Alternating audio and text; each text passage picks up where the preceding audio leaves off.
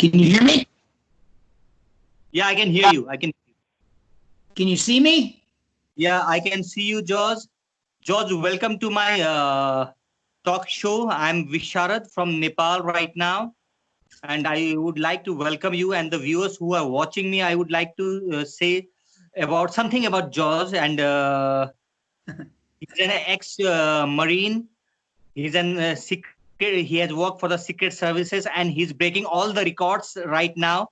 I can see recently he broke the record of 8 hour 15 minute 50-second plank, which is a Guinness Book record. Congratulations, George. Thank you. Thank you. I appreciate that. Thank you very much. I'm glad to be with you. Everybody, if you see to the age of George, the numerical age is 62, but he looks very young. Yeah, that's right. And just don't you or the viewers forget that, because in my demographic with my age group, age is no longer an excuse. It's just a number. It's no longer an excuse for inactivity. And that's the new normal going forward. Okay, George, I just want to know you. You were into a Marine, right? A U.S. Marine before. I was, yes. So that gives you a motivation to be fit till this age also, or what make you motivated to motivate us? Yeah, you know, I just answered that. I get that question a lot, but it was preparing for my very brief Marine Corps officer career. The training, the physical fitness, that got me started. And I realized how important it was as a Marine officer. Physical fitness is important. It's a leadership trait. And your Marines that you lead, they want to see their leader look the part. And so it facilitates a command presence, just being fit. And I found that all very fascinating. And so I would train. I would do my runs and prepare for the physical fitness test. And it gave me the discipline to do so. And that's where it started. And it grew from there. Okay, your profile says that you are a 13x world record holder. What does it mean exactly? To do what? I'm sorry? It's 13x world record. 13 times. Yeah, I have made 16 official attempts, and I have been successful on 13 of them. Wow. Seven of those world records are Guinness World Records. Okay. And the other 6 are other records that were certified by other agencies. Okay. On the international stage. World record, 16th attempt, 13 you have achieved it. Yeah. And I've done most of that in the last 12 to 15 years. The first Guinness World Record that I set was in 1986. Yeah, I can see it. 13 hours, 12 minutes, 11 seconds of roping. Yeah. Yeah. At the YMCA. That started it. I had just started my law enforcement career, and that lit the fire in me to, because it got a lot of attention, a lot of publicity. And for a kid like me that grew up with a father who always thought that nothing was ever good enough, now I was good enough, and I felt that. And so that lit the fire, and I continued that. Well, I had to go. I started working, obviously, so I was on the job. But later on, then I pursued, probably from by 2006 on, I set the remaining records. Yeah. Yeah, I see that unofficially 2007 Jan, you started stationary cycling marathon for 93 hours. Yeah, but we weren't successful on that. That's one of the ones that we failed on. We had some bookkeeping errors, so Guinness couldn't certify it, but unofficially they gave me credit for 93 hours. But when you have failures like that, you learn from those, and we did. We learned a lot. how to keep the books, how to document, things that many people take for granted, but rules are rules, and bookkeeping is important. So we learned a lot of lessons there. And the same thing with the other two attempts that I was not successful on. There were lessons learned there that helped me to continue to do these things and be successful. And now there's no end in sight. Okay, the first attempt which you made in 1986, what made you motivated to compete for this 13 hour of roping? Why did you thought that I should try for Guinness Book of Record? When I was in college, I remember seeing the soccer coach at the time who, in my small town, he was from Europe. He had an accent. So that got everybody's attention back in the day.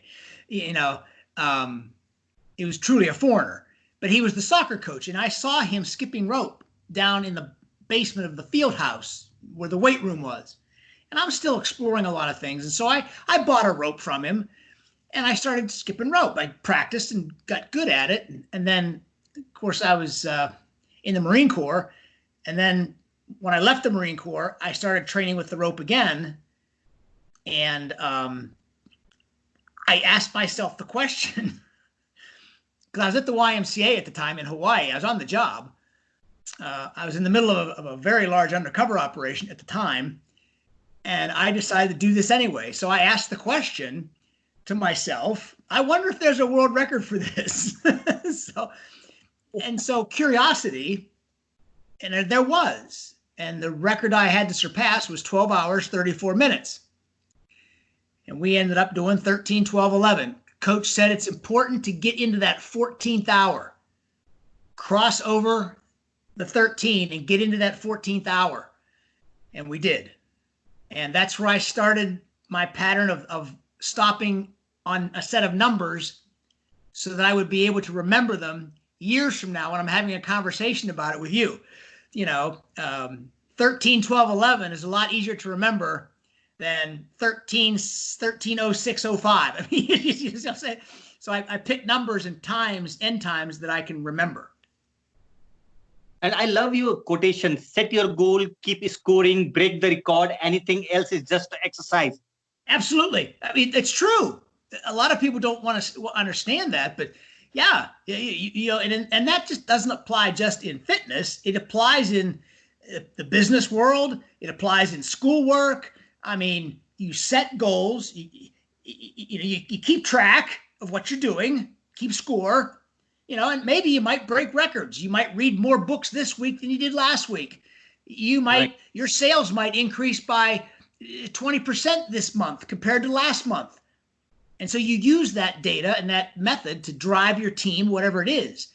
For me, I was my only team. I was just a single guy who just set records. I mean, I had a lot of support, a lot of a team hood that grew. But that's what it was all about. I mean, that first record really set the pace for everything else. But it was all about setting goals, keeping score, breaking records, because anything else is just exercise. That's why I don't use the term working out anymore. I don't go work out. People say, you're going to work out today? Well, what's that mean? Am I going to work outside? It's an incomplete sentence. You're going to work out. What's working out mean? It's too vague. I use the term training. Everything I do now is training. I tell clients, we train because training implies purpose and intent. Working out is like going to a social club. I'm going to go work out. Okay. I'm beyond that now. And I encourage those I have the fortunate, to talk to remember that. Okay. The energy which you have at this age, the mindset which you have, does it come from the discipline which you have learned from the Marine? And when you were in secret services, they are always active. They're always disciplined at their work. So does you carry that legacy right now, or it is inbuilt from your childhood? No, I learned it on the job, and and it became a survival instinct of sorts. I had to, growing up, and then getting on the job, if I didn't do what I was supposed to do, it would never get done. So I had to commit to that. And I had to have that mindset that I'm going to show up. And when I say I'm going to do something, I'm going to do it.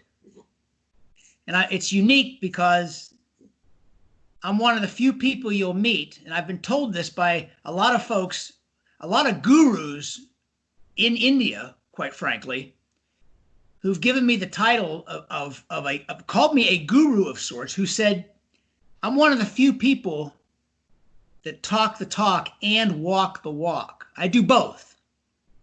A lot of people talk, but very few have walked as well. And so when I say it is so, and that's and I've always believed that. So when I was in Afghanistan and I realized what survival really meant to the Marines that were killed over there, and there's the sacrifice they made and the way they would fight despite missing an arm or a leg, and they still have the wherewithal to pick up their rifle and still point it in the general direction of where they think the enemy might be and squeeze off their remaining rounds. And I'm going to complain because, I'm a little bit sore. Please. So that warrior mentality, I call it. It's a warrior mentality. You're going to train with me. You want to accomplish these things that I have. I'm just like anybody else. I'm not a paid athlete. I'm George Hood, a retired DEA agent. I mean, I don't get paid to do what I do. But it's that warrior mentality. I've had to grow that on my own.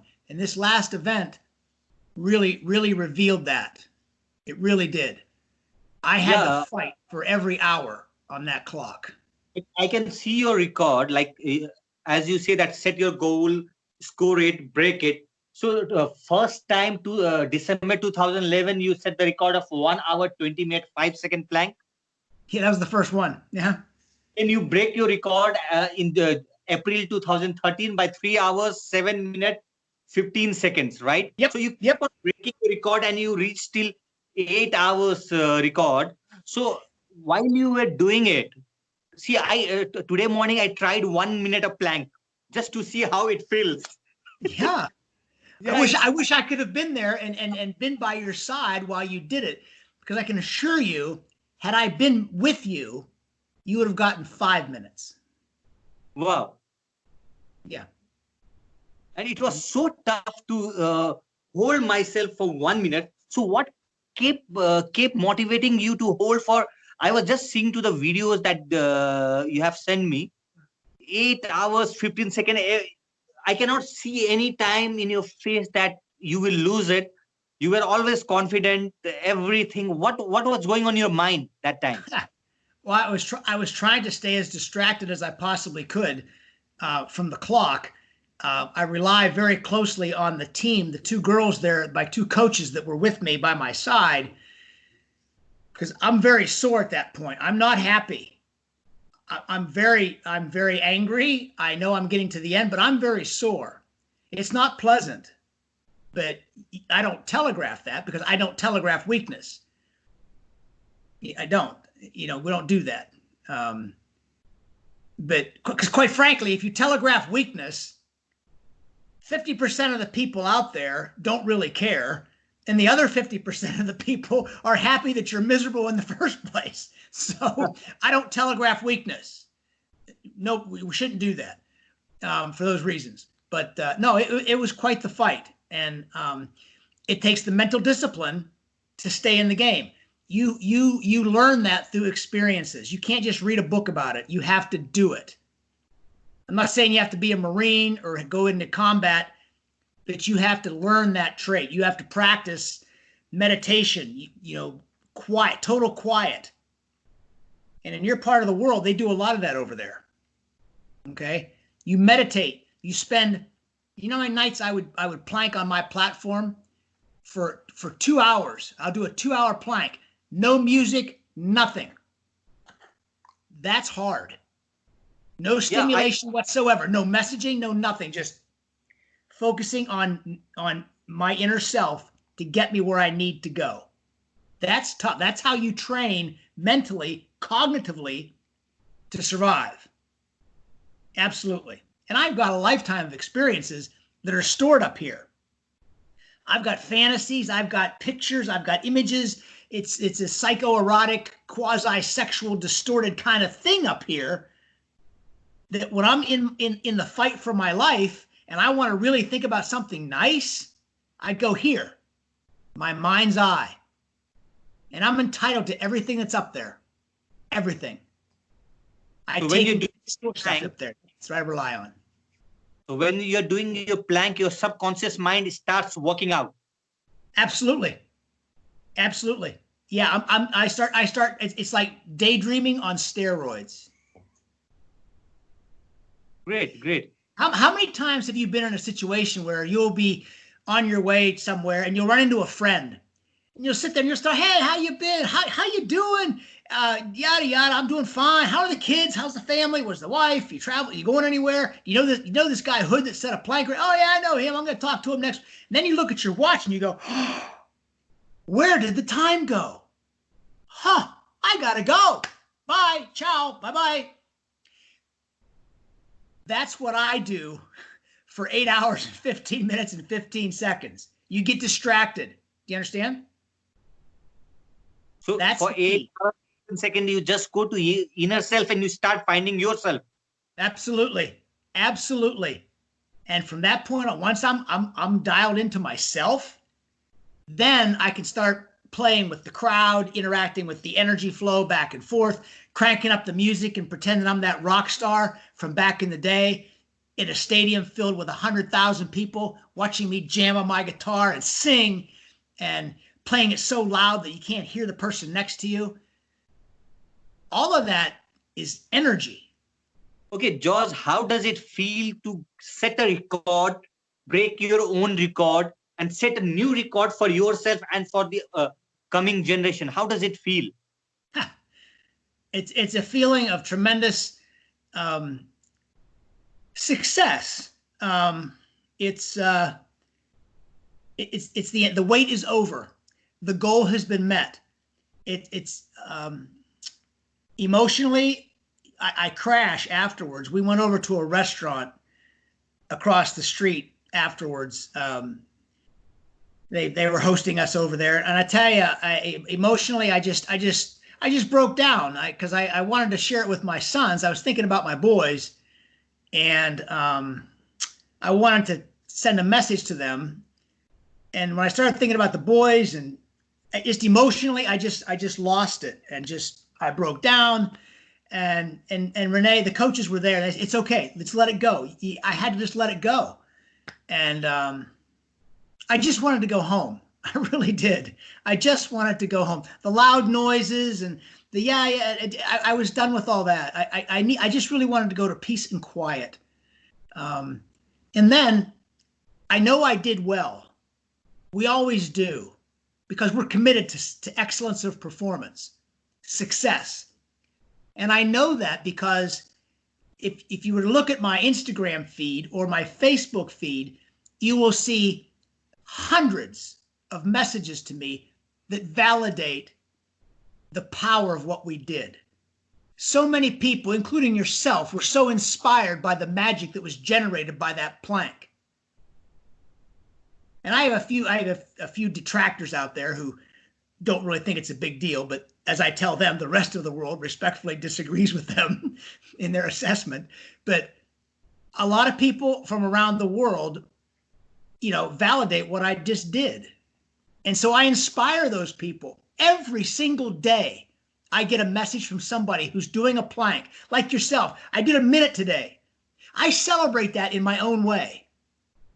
I really do. And I usually send them a message back. I engage with as many people as I possibly can because I'm a human being. But it just takes time sometimes because I'm busy. But you know how it is. And but it's a sense of accomplishment that I'm forever grateful for. I'm grateful for the people that showed up to be there. I'm grateful for the team that surrounded me and kept me safe. That means so much. And I just wish the whole world could have been there. Before breaking the 8 hours record, for how many, it's true that for 16, 18 months you were training for setting this record, right? So how many July of 2018. Yeah, almost 16, 17 months. Yeah. 17 months, right? So for how many times you did you did the 8-hour plank before setting the record?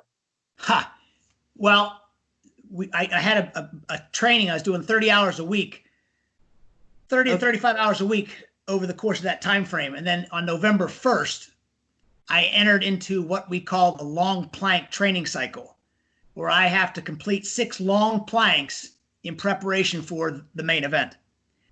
Okay. And this was there were 6 of them, and they weren't always fun. It was over the holidays, and the goal was to at least surpass the current Guinness World Record of 8:01 at the time. I've always done it before, and it took me to my last one in January 18th to finally surpass. We did an 8:05:15, I think it was. We passed the Guinness mark. Then I knew I was good. I'd be ready. I could rest now and be ready for the event in February. That's the only time this time around that I passed that Guinness mark. But I've passed it in training, probably a half a dozen times since 2016 in training. And that always sends a message. It just took a little longer this time to get it before the event. But we did. On the last long plank, we did. And then I rest. So. Okay, cool. So what's your next target, George? Are you planning something more bigger than this? Well, it won't be 8 hours, but it'll be, I've been taking a real hard look at the push-up genre. Okay. I've been fascinated with the most push-ups in 1 hour record. And I've been training a lot for that. I have a huge asset in the fact that I have tremendous core strength as a result of all these planks that I've done for the last 8 years. So I think you might see something later this year. Depending on the world situation right now, things are kind of a mess. But I'd like to attempt that push-up record. Yeah. So while training this, is it a normal diet which you have, or you take a special diet while training such kind of exercises? Well, I get asked that question a lot too. What do I eat? Well, I'm not vegan. That has nothing to do with one's performance. Nothing. Doesn't matter. That'd be like asking, do you have brown hair or blonde hair? Does it make a difference? No, it makes no difference whatsoever. But that said, I don't eat a lot of meat. Okay. I like my fish. I don't eat chicken too much anymore. I learned a lot from the current female record holder for the plank. I work with her a lot, and so I have a strict diet. A lot. It's just carbs and protein. Okay, carbs and protein. It's not complicated. You just got to watch what you eat. You cut back on the sugar, cut back on your rice. You know, the things that will cause you to gain weight unnecessarily. And I take a lot of supplements. I take the spirulina, and we didn't have that stuff back in the day. So I've learned a lot from the vegan side of the house about nutrition, B12, of course, your creatine. I take everything I take you can buy at the store. I don't do anything. I don't do anything illegal, but I've learned a lot from a lot of stuff that came from your part of the world. Ashwagandha, moringa. Yeah. I mean, that's all powerful stuff. And we here in the United States are just a little bit behind when it comes to that stuff. But that stuff works. It really does. Ashwagandha. I also take daily, 1 capsule a daily. It's wonderful herb. Ashwagandha. Yeah. I take 3. It's wonderful. Yeah. It facilitates recovery and healing. And I've noticed it. It actually helped heal my elbows. I mean, it's powerful stuff, and it's very natural. It's been around for centuries. It's very good stuff. Very good stuff. So and you just learn this stuff along the way, you know, and I'm grateful for that, you know. So George, one line I just want to ask, like, you are motivating people very much at this age. When the age people get weak, you are showing that everything is on your mind.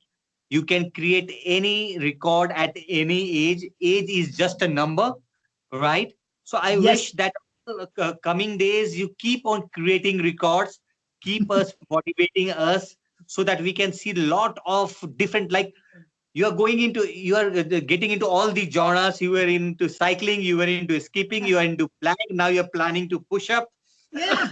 Yeah. That you set all kind of records so that we can just look up to at you, and we can plan that health is the most important thing in our life. You know, I truly appreciate your kind words, and I'll keep working hard. It's part of my being. It's my lifestyle. It's what I choose to do. Do I miss going out with friends? I don't have many friends. I don't go out a whole lot. I'm certainly not seeing anyone. I'm not dating anybody. But I am in touch with a lot of people from around the world, and a lot of folks from India and your part of the world do send me some of the nicest messages and notes of support. And they are real. I know who they are. And I just wish I could shake each one of their hands. I don't care about COVID-19. I'm still going to shake your hand. Okay. But there's so many of those people that have just said the nicest things to me. They keep me in the game. So I'll be around for a while. I'm still going. And as I always say on my posts, training continues. Okay. I get energy. Huh? I can feel the energy. You will be keep on going, and you will be putting more records, and Guinness Book will be surprised. Yeah. And the thing is, what keeps you in the game, obviously I have been blessed with a gift to deliver this kind of talent, to train like I do.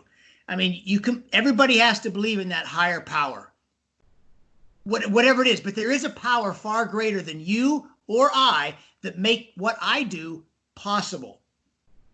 And you have to believe that. You have to have that faith. So long as you believe and you use your talents to serve the greater good, it's not always about you. You already know what you're capable of. You wake up every day, you know what you're going to do. I get on that platform, I know what I have to do. But it's using those talents to serve the greater good.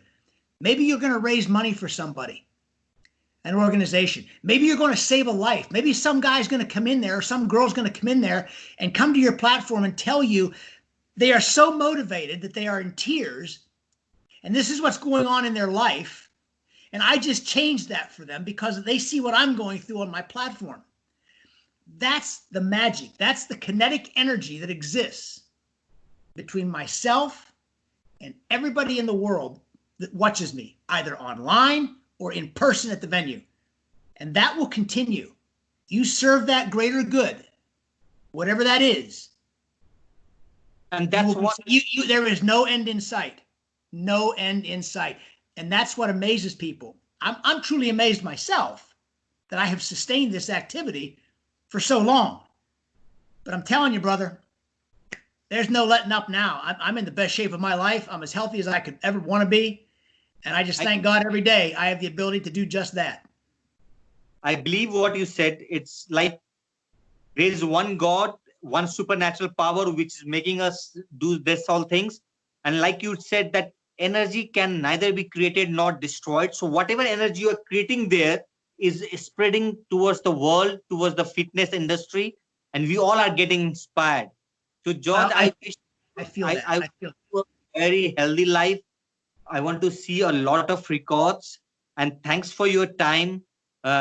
It was great talking to you. It will be a lifetime honor for me to talk person like you. And thanks. And keep motivating us. Keep motivating world. Love you, sir. Thank you, my friend. I appreciate your time. God bless you, and you'll hear more from me soon. Thank you again. Thank you. Thank you, sir. All right, sir. Bye-bye.